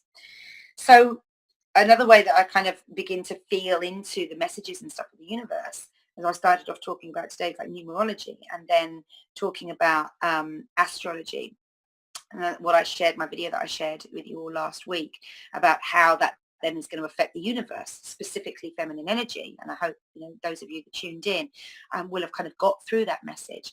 But there are so many other little ways as well. There's so many other little things that you can be kind of looking for and feeling into. And I personally I have brought these things that have resonated with me, and I include them every day in my life as a way of reminding myself to create every day, because it all starts up here. And this is why my voice, I feel, is so important, because it's not just the external voice. It's not just the reason for using spearmint. It's not just that. It's the internal voice that is so super important to us all being able to rise up, to be able to recognize, to be able to move forward in our collective consciousness, because it all starts up here. Everything starts with that thought. Then it can be vocalized. Then that vocalization can be activated, and you can go into creating physically if need be. But everything initially starts with that thought. And so it's super, super important to make sure that what's going on up here is conducive to you creating the life that you want to live, right? And so I've talked about journaling before, being an amazing reflection on how you can realign your life into being something that you kind of see serves you better than it has been doing, through writing down and journaling. Journaling for, say, a minimum of 6 weeks, I would say. That's what I recommend to my clients. Minimum of 6 weeks. And then before you look back on it, and then look back and find out. And one of the best times, I believe, to go through kind of journaling is at a time of change, when you can really recognize exactly how much you've gone through, and really begin to isolate out the times that were the most challenging for you, and perhaps then do the work on why. Because that's the thing with self-growth and personal development, is at some point you're going to have to look at yourself honestly and openly and say, right, why did I behave like that? What triggered that? And it requires a lot of strength, this sort of self-questioning, if you like. It requires a lot of honesty and openness, in a way that some people I know find very, very uncomfortable. To be open and honest with yourself is not always easy, especially when you're looking at perhaps realigning yourself, because at some stage you're going to have to face the fact that something's going to have to change, and change does not bring comfort, generally speaking. We have a lot of kind of reactions within our body towards change. There can be anxiety around change. One of my clients is going on a holiday next week with her family, and already she's begun to feel the anxiety, and she put it down to hormonal changes. That was the first thing that she related it to, because of the experience that she'd had with hormonal changes before, where they caused hot flushes in her system, and she was getting these hot flushes again. And she's like, what do you think it could be? Like, it's just so crazy. Like, I've gone through all these sort of things in my physicality. I know that my physical self has already experienced this, that, and the other. So what else can it be? And again, like, just that drop in that actually this will be the anxiety. This will be the anxiety that I knew you'd experience the minute you told me that you were going to go on holiday, because I know who you are, and I feel your energy, and I know what you're experiencing, because you and I share and we communicate well together. Um, and and to have me be able to reflect that back out for her was kind of like a lightning bolt going off in her. She's like, oh God, I never even thought of that. I'd just gone straight away to my previous experience. That's not what she said. I'd gone straight away to the fact that I thought it was hormonal. I thought it was that coming back again. And I was questioning this and that and the other, and looking at my diet and looking at, what I could be taking, and, taking like, primrose oils and stuff like that, thinking that might just calm it all down, and nothing was working. All those things all those tools that I lent into before, nothing was working. And when it kind of got turned down to around that, like I say, this kind of lightning bolt, oh yeah, of course, that's what it is. This level of recognition set in. And she's able to now be able to deal with that and recognize that about herself as well. And why that is. Recognize why she's being triggered. Recognize what it comes from, and begin to work through that so that she can begin to enjoy the process that is leading up, to going on holiday, because it's the beginning of change. And it's the first point of change. I've talked about the 5 points of change that I believe there are. There's the recognition that change needs to happen. There's the building up to change. There's the change itself. Building up to change is often letting things go. There's the change itself, moving into that space. There's the allowing change to sort of settle in so that it becomes or begins to become your reality, that all the little things that you have to change to allow that change to take effect. And then there's the living with that change in place. And so for me, there's these 5 kind of points. Um, and yeah, it's lovely when those kind of lightning bolts or those light bulbs, if you like, go off in people, and they can recognize, because then they begin to get the downloads. And that's what you can give yourself by looking at your internal voice and listening to how you speak to yourself, how you speak about other people, any judgments, criticisms, opinions that you feel very, very called to share with other people directly. And if you can, write those things down, really begin to make notes and really begin to get that out there, because you'll begin to see patterns form and patterns develop as to why you have these belief systems. And I invite you to really go back into where these belief systems may have come from. Often, like I said earlier in the program, it's down to your childhood. It's down to the life that you were born into. It's down to the parents who have enabled you or hindered you really in believing the same things that they were brought up to believe in, because they are still clinging to a belief system that doesn't work for them and that hasn't worked for them, but they know no other way. And be kind when you think of other people. Not everybody's had the world that we're living in now to be able to develop in.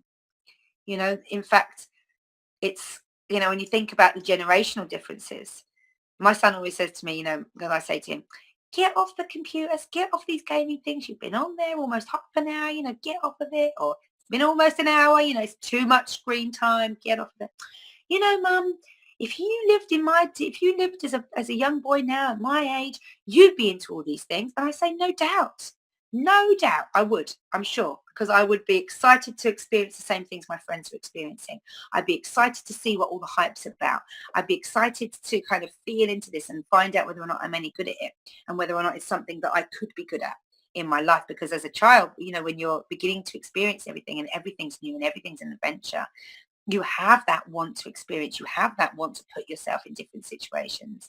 You also have quite an inherent fear that comes with it, that kind of protective fear that, when you go into a new situation, like maybe a birthday party or something, and you're like this big and you're hiding behind mum's legs, until, mum forcibly extracts you, puts you in front of, someone playing a game, and suddenly the smiles come and you allow yourself to experience, because that fear has obviously been, wasted really. There's nothing to be scared of. You're in a safe place. Mum's just over there and everyone's having fun, and you can feel that. You can resonate with that energy. You can draw it in yourself because you recognize that it's there suddenly. And you change your belief system. You change your belief that this party is scary and that you don't really know anyone and that you're not sure how to react because you're in somebody else's home and you're only this big.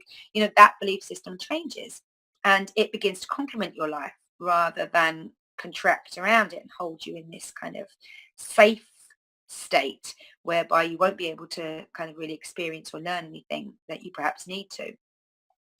Excuse me. So the internal voice, the voice that's up here, the way you talk to yourself, the way you judge, the way that you perceive things and talk things through in your mind. Watch how you talk to yourself initially. Watch just how you talk to yourself. Make sure that you talk to yourself with honesty. Make sure you talk to yourself with kindness. Make sure you talk to yourself with love. And try to align yourself with that when you then talk about other people as well. Try to be compassionate when you think about other people. You know, the question, my first question, you know, do you think they're too stubborn to learn their lessons or willing to accept this is no longer to be part of your life? You know what? Maybe they are being stubborn and holding on to their belief systems. Maybe they haven't found the courage within themselves to be able to push past fears. Maybe they don't accept the same belief systems that we share. But maybe they're still getting there, like we were a few years ago or a few decades ago, or whatever it, you know, whatever it is your reality. I know I haven't been as aware before in my life as I am right now, and that's something that's changing every single day. You know, through the work that I do, through the way that I work, through the way that I need to serve. I want to serve. I recognize this as part of myself, and I want to do this, and I get so much from it. Like the exchange of energy is really, really beautiful. And the things that I learn about myself when I push myself through. And I can be very, very critical of myself as well, still, you know, even knowing all this stuff. And I have to stop myself. I recognize the voice coming in. I've, you know, done things, you know, like I've changed routines to rituals so that I really am present in the moments, the small moments in my life, particularly, because otherwise I find that I never remember them. Like, you know, some days you rush out the door, you're getting ready for work, and you're rushing out the door, and you get into the car, and you sit there and say, I haven't brushed my teeth, or have I? I can't even remember if I've brushed my teeth or not. You know, and like knowing me, because I value sleep over beauty time and all that sort of thing. Like I get up, I used to anyway. I used to kind of get up, have a shower, get myself dressed, and get out the door, and that was me. And I allowed myself about half an hour for that whole, you know, that whole experience of getting ready in the morning. Now I get up at 5. I allow myself at least 20 minutes of meditation time. Sometimes it could be longer. Um, but I allow myself that check-in time, and I watch my mind. It's the first thing I do every day. Watch my mind. Where am I? What have I come through with today? Today's a new day. So what am I still dragging on behind me? You know, and I value that so much because it gives me a chance to check whether or not my mental self, if you like, my psychical self is going to be kind to me today, or whether it's going to, you know, be a little bit on the meaner side. You know, whether I'm feeling a little bit more, I suppose, or a little bit less patient, perhaps, would be a better way of describing it, or whether I'm really feeling into this universe today. You know, some days I wake up and I just feel like I don't feel that there's not even skin. There's no form. I just am. You know, actually, the last few mornings here, England is experiencing some crazy heat wave at the moment. If you're not in this country and you don't know, it's been fantastic. Like we're at the end of July almost. Well, we're middle of July now, aren't we? But we've had since March when winter finally broke, and boy, it was a long one. We needed the break. But since then, we have had beautiful weather concurrently every day, like including today. You know, it's been fab. There's been an occasional shower, there's been the occasional sort of colder day when temperatures have dropped from, you know, 26 one day down to 12 the next. You're thinking, oh, was that it? Was that summer? As we all do, you know, us Brits, we've been, honestly, we're not talking about the weather. We're not, and this has been another thing that's been amazing to me. Like, so everybody always comes over to Thailand and says, oh my God, it's so hot. Oh, how can you live out here? Or they come and say, you know, oh my God, I just love it. And then you've got people over here who are 1 minute saying, oh, isn't it a miserable day? You know, we can't deal with the cold. It's freezing. It's, oh, snow. Oh, I can't deal. And then I'll go back in and it's like, oh, it's too hot. It's killing me. You know, like I'm just praying for the rain now. You know, it's just, I wonder what it is, when it is that Brits will be happy with the weather situation, because it doesn't seem to matter what we get. There's always something that could change to better the situation that we've been given. But yeah, I like to check in with my mental self first thing in the morning. That's the first thing, because I find that it's my mental self usually that's the thing that's creating my day for me. It's my psychical self. It's my mind that is beginning to create, and it feeds either off of the perception that I have of my external world, or the perception that I'm receiving from my internal world. So, for example, my mind, like I say, I might wake up, one morning and just feel so very alive and connected with everything. And I'll practice my yoga outside, even if it's cold. Do it in socks and a hat and all that sort of thing. And or I'll just, do you know what? I'm just going to sit in the sanctity of my room where I record every Wednesday. And I'm just going to kind of do it in there, because I kind of feel like I need that safe space at the moment. I need to feel comfortable. I really want to let go of things, and I need to be able to facilitate that with, diffusing my essential oils, listening to some music, maybe some kind of, flute music from India or something like that. Or maybe it's kind of, I don't know, some, melodic sound, or sometimes it's pop music. Sometimes, I went through a stage of doing my yoga to Kylie Minogue in the morning, which is crazy, but it just worked for me at that time. Like, it's not crazy actually. It just worked for me at that time. It was that upbeat kind of pop-tastic type thing. Nothing's really particularly serious. Nothing is particular. It's light-hearted. One of the reasons I like pop music is because it's light-hearted. It's not the only genre of music that I like, but it is, it does provide me with a kind of a happiness. It does. It's light. I don't think too much into it.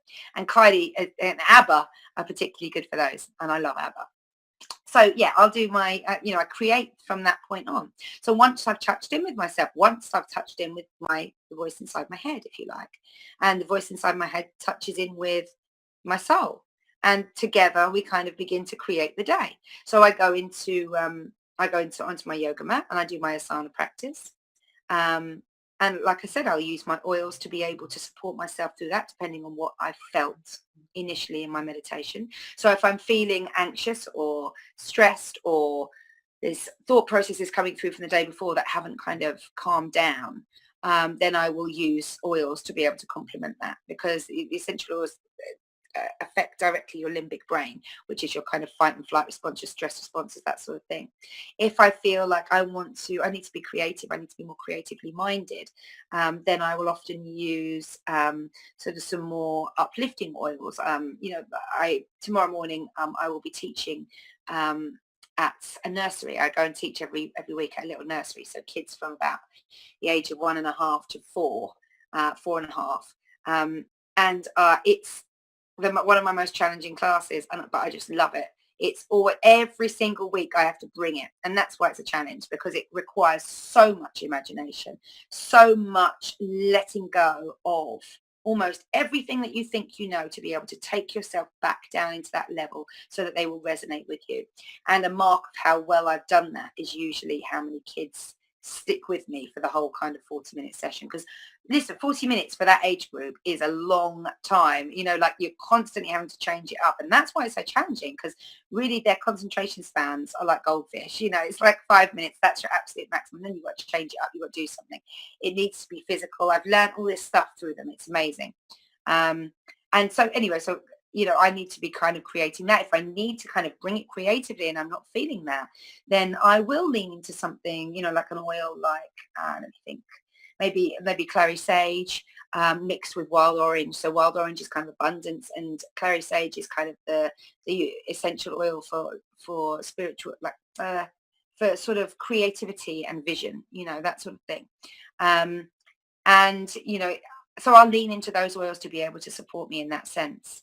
And that's become very much part of my daily practice.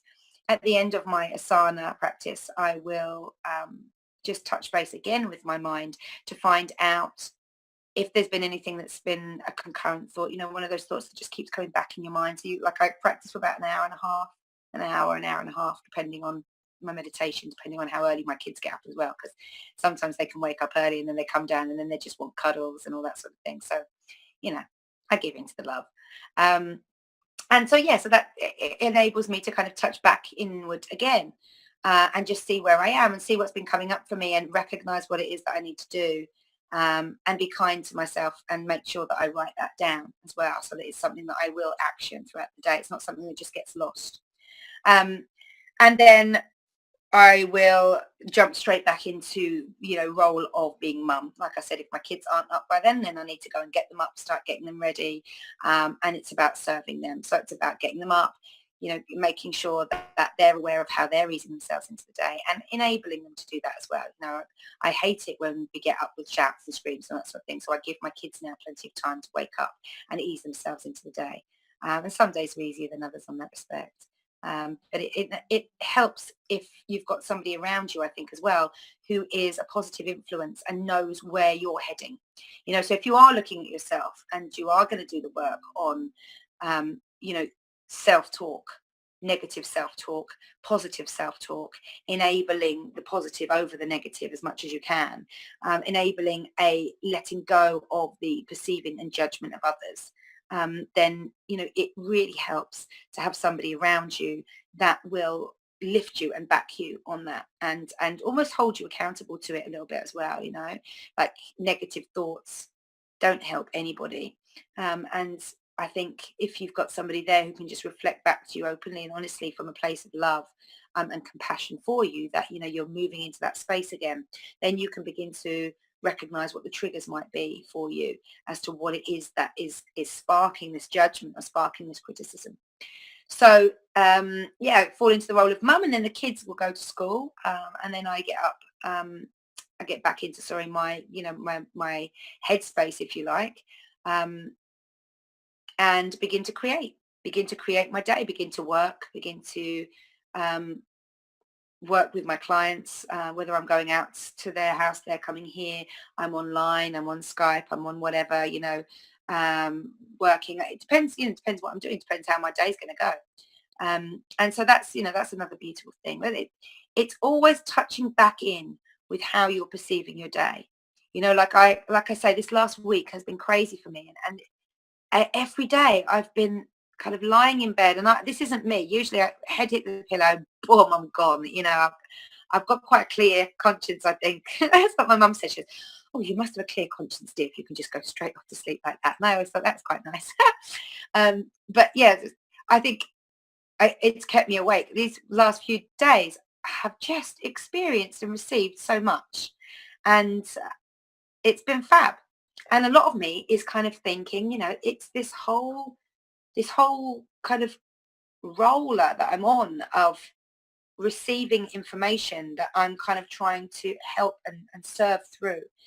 All the fantastic information that I found out about the masculine and feminine energy and how it resonated within me and how it taught me stuff constantly as you go through. And then to be able to kind of connect with you guys and share all that sort of stuff as well it's been fascinating for me. I love the interaction that we're getting now. I love that, you know, I'm able to kind of have a conversation and open dialogue with people, through this medium again as well.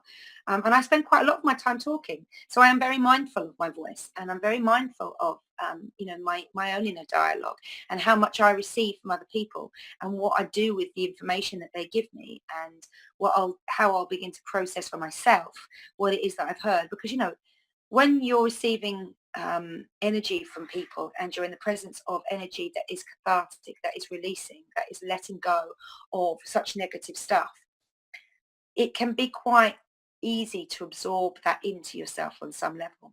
And I've really had to kind of practice remaining clear of energy absorption, especially when it's kind of negative. And even the positive stuff, sometimes it can put you on a bit of a fake high, and then you're left floundering afterwards a little bit, like, that was amazing, that was brilliant, God, I just love being with that person. Then when you go away from them, you really feel a sense of sort of loss that is almost like an addiction. It's almost like, oh, they've gone. Oh, I want them to come back. I really enjoyed that. I really, and there's a set, the losses from that whole idea that you may never receive that again. It comes from fear. And so that's, I don't really want to spend too much time in a fearful place. So in that sense, it's it's nice to be able to touch back in and just recognize where I'm coming from and recognize and almost say to myself, and you can say to yourself, this isn't forever, that you might be experiencing loss now. Feel it. Understand it's because you felt so close. You felt such an energetic pull. You felt such positivity. And that's the sort of stuff that you love in your life.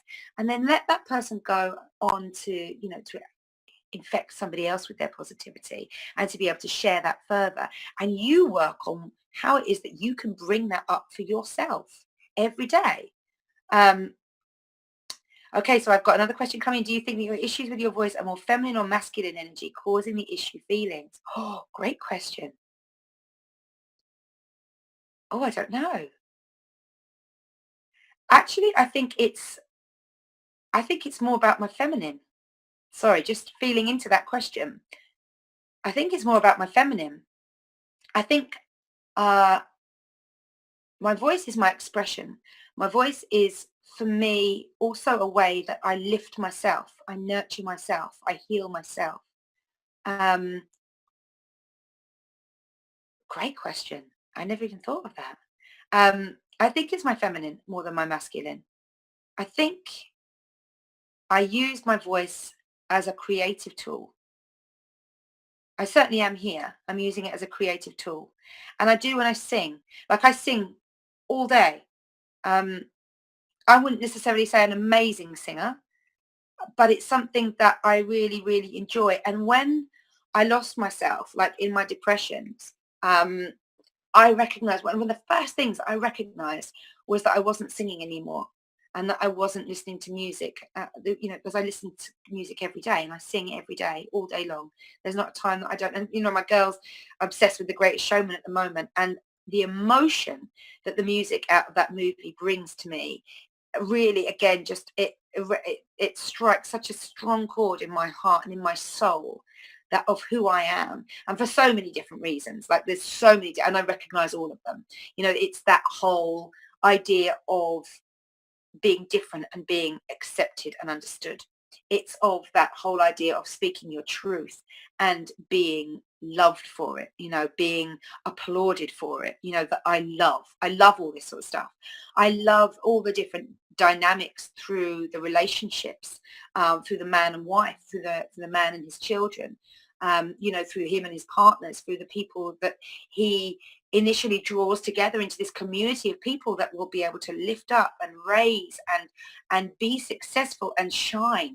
Irrespective of what anybody's ever said to them, they will shine, and I love all this sort of stuff about it. And so this music that I listen to, and this song and these voices that are so almost tribal in some of the songs, there's what is it that From Now On is one of the songs, and it's kind of it starts off very, very quiet, very low, about the showman is really is talking about how he feels lost where he is right now, how he feels like he had it all and it's all just dropped away from him.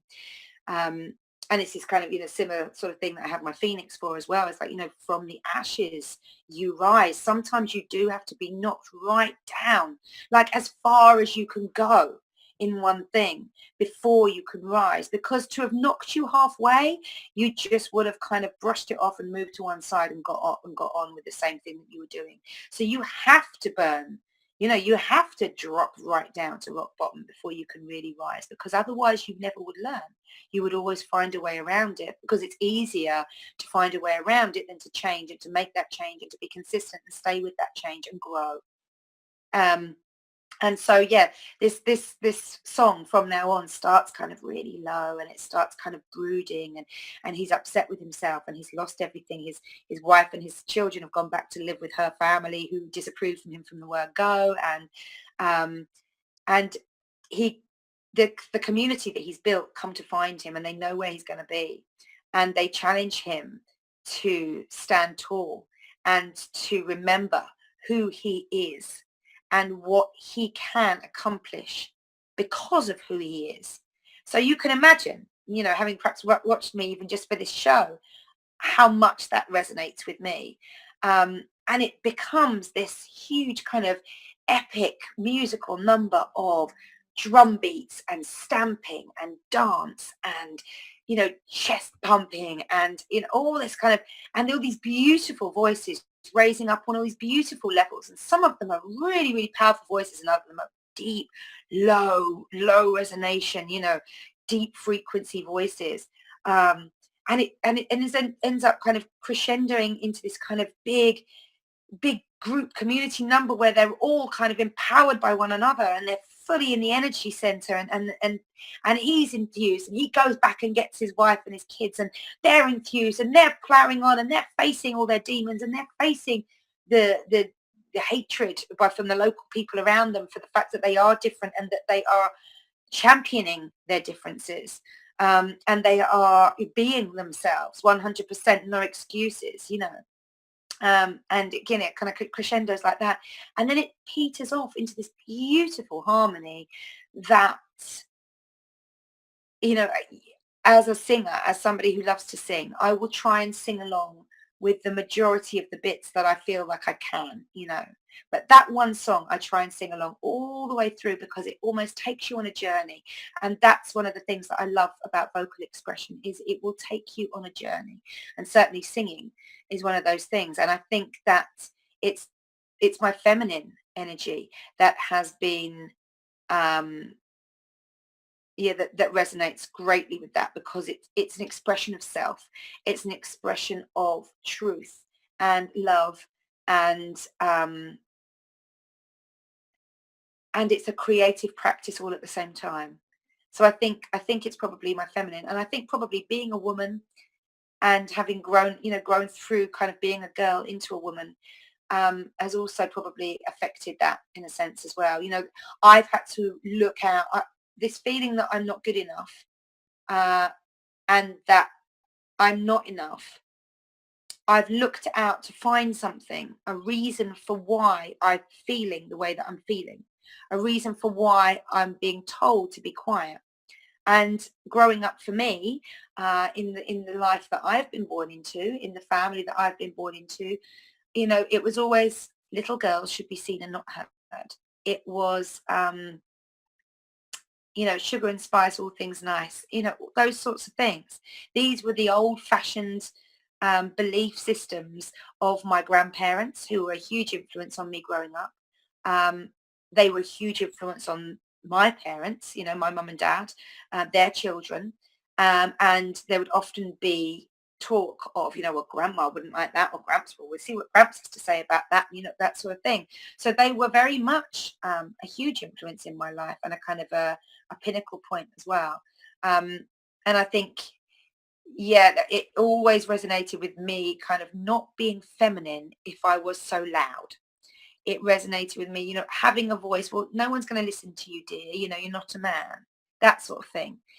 When Grampy was talking, I remember my granddad would talk, and the whole table of like 15 people would all probably be by the time we all got together for a Sunday lunch. Everybody would quiet. Gramps was at the head of the table. Everybody would quiet. That was what you did. You quietened down and you listened to the man at the head of the table, the patriarch of the family. Um, so then is it the false masculine driving it?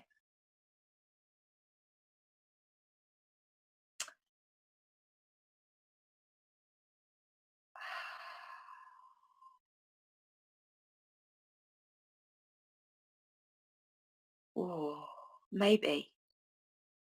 Maybe the shadow masculine. The shadow masculine I certainly align with this idea that men are better than women, if you like. This historical idea that the woman is at home and the man goes out to work, that the woman should do as she's told, the man will make the decisions. I rebuke that vehemently. Um, and I believe you are the captain of your own ship. I have had to learn that, though.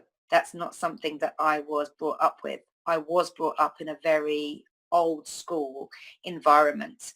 Um, and in fact, my mum was the first person to really challenge that in our family.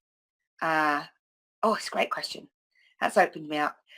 It's yeah, my mum was the first person to ever gone to university in her family, and she was the first person to go out and really create a career for herself as a woman in our family. Every other woman since previous to that, including her younger sister, in fact, um, went into a line of servitude, whether it be to work in the household, whether it be to work for other people looking after their children, whether it be to kind of, be working the fields when the men were off at war, because of course my grandparents, both my nana and my grandma, were both women working in the kind of in the war when all the men went off.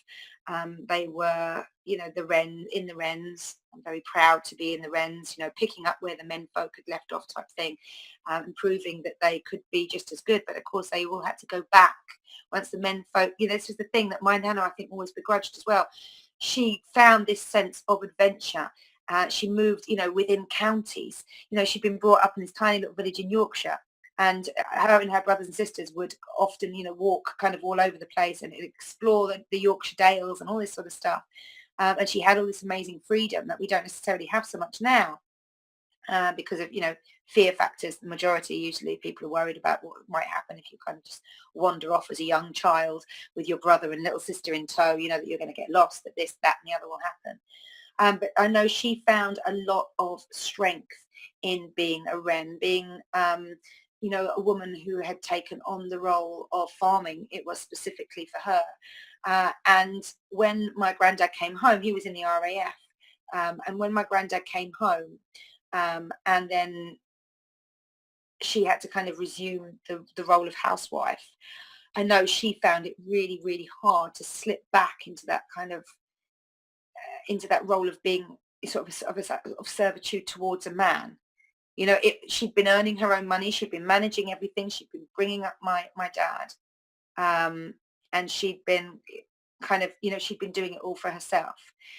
And then, yeah, when actually, God, this has opened up loads of stuff going on in my mind. Sorry, I'm not being particularly eloquent, but I'm trying to process what I'm thinking and I'm remembering. And I remember her definitely saying that, it was very hard for her to go back, and that she had a lot of arguments with my granddad about, wanting to go out to work, because she'd obviously experienced a different thing. She'd been brought up, she left school early to look after her mum and her dad who had ill health, when she was growing up. And her brother left home early to go and work and bring money in for the family. So her and her younger sister were left to take care of the house, take care of the sickly parents. And so this was the first time in her life that she would have experienced a sense of real independence, both from her family, from her hometown, from her, the man in her life, and the ability to be financially independent as well, having to manage and budget for herself. And she found great strength in that. And so for her, that was a massive kind of a reason to really drive forward and seek um, independence again. And she actually went out and ended up, I think, after 5 years of really struggling with it and struggling with bringing up my dad as well, struggling with, he was an only child, and apparently he wasn't the easiest of children. And so she really struggled with all of that. And it was her wish to get out into the working world again as soon as she possibly could. Unfortunately, she was able to do that, and she enjoyed that kind of sense of independence for the rest of her life. My granddad actually ended up, I think, being quite supportive of all of that. And then he died young. He died at 49. So it was a good job she had all that stuff, because otherwise she just would have kind of been left.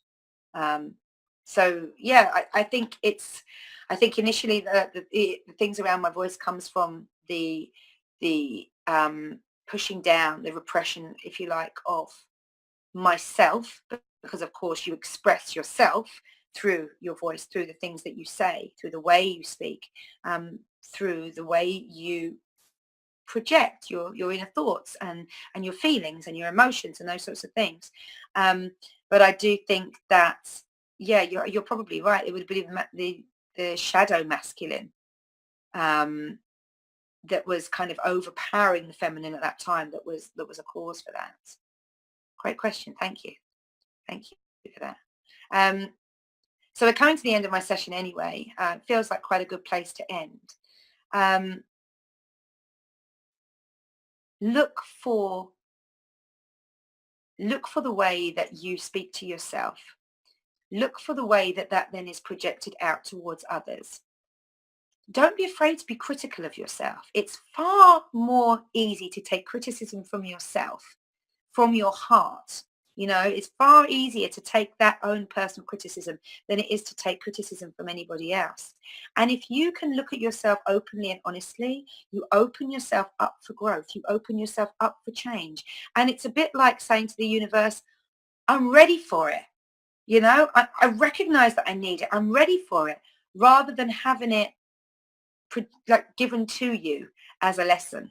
You know, so if you open yourself up to these things, often you'll find that the growth can be very, very quick and relatively painless, because you've opened yourself up to it. You've recognized that that is the way that we experience and that we learn and that we feel into things and that we grow, you know, not just in this lifetime right now, but as the light, as the collective being, as the soul, you know. And I think that that is a far less painful way of growing and accepting personal growth and moving forward and creating the differences that you would like to see in your life and in this world, and whatever it is that you feel is calling to express. I think that that's kind of, it's a very important thing to be able to do, is to be able to look at yourself openly and honestly, and decide what is working for you and what isn't, and then to have the the gumption, if you like, to try to make the changes.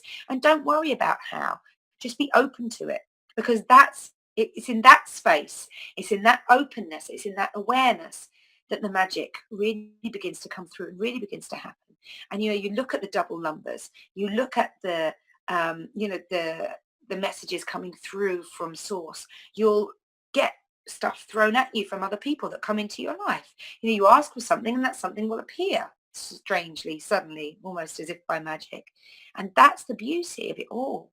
Because once you begin to see that coming in as well, once you're recognizing it, once you're open to it, it will begin to come in, you'll begin to recognize it, and suddenly you're in this beautiful flow of receiving and learning and serving and receiving and learning and serving.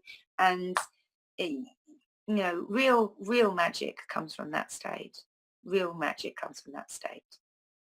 Thank you so much for listening. Thank you so much for joining in with me and being so communicative this evening. I've really, really enjoyed it. Thank you. It's been a challenge for me, and I love that. I love that about our session. So thank you so much.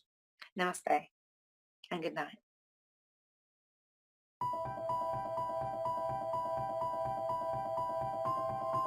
Humanity has been on an epic journey of discovery, learning the truth about the world we live in. New discoveries about the true origins of humanity, ancient history, free energy, as well as the systematic corruption of world governments are now on the forefront of our daily reality. Is the world headed towards destruction based on control and power? Or is an opportunity now being presented to shift and uplift into a higher consciousness? My name is Mel V, co-founder and creative director of Conscious Consumer Network, an independent broadcast network that was launched on the 1st of January 2015. In the last 3 years, Conscious Consumer Network has broadcast over 2,800 shows in multiple languages, featuring guests from across the world, whilst creating media that is aimed at the creation of a free, fair, peaceful, just, sustainable world. Conscious Consumer Network provides full training and an interactive support network for all broadcasters, and we are always looking for inspiring and educational content. Hi, this is Lainey Liberty. And this is Miro Siegel. In 2018, Conscious Consumer Network has expanded to multiple broadcast locations, increasing our availability and reach across the world, remaining on the cutting edge of independent media. If we wish to create a better world, we must first create better media, geared towards real education instead of indoctrination. You guys really are what changing the world is going to be about. It's educating kids at a grassroots level. Having become a pillar of stability in the turbulent world of independent media, we have even more going on in 2018. Conscious Consumer Network is a publicly funded network, and we rely on all of you to keep us on the air. Show your support for independent media by donating to our 2018 Network Support Fund. Dare to seek a better world. Support independent media.